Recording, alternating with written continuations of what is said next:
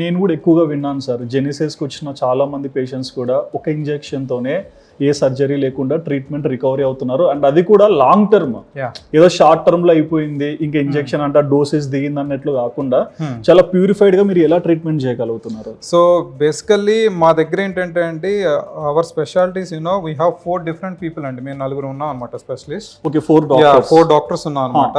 ఇంక చాలా చోట్ల చూస్తే ఏంటంటే అన్నిటికీ ఒకటే డాక్టర్ ఒకటే వైద్యం లాగా ఉంటుంది, but we are different people. Okay, and that ఏంటంటే మా దగ్గర ఒక న్యూరో సర్జన్ ఉన్నారు, 2 ఆర్థోపెడిక్ సర్జన్స్ ఉన్నాము, ఒక ఎనస్థీషియా డాక్టర్ ఉన్నాం అనమాట. Okay, so basically I'm orthopaedic surgeon. Knee problem కాబట్టి I'm taking care of this కాబట్టి.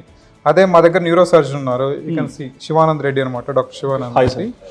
తను వచ్చేసి న్యూరో సర్జన్. ఏదైనా పేషెంట్ మా దగ్గరికి నెక్ పెయిన్, బ్యాక్ పెయిన్స్ ఇలా పెయిన్స్ వచ్చినప్పుడు హీ విల్ లుక్ ఆఫ్టర్ అనమాట. సో బ్యాక్ పెయిన్స్ కి, నెక్ పెయిన్స్ కి, అండ్ రేడియేటింగ్ షూటింగ్ పెయిన్స్ కానీ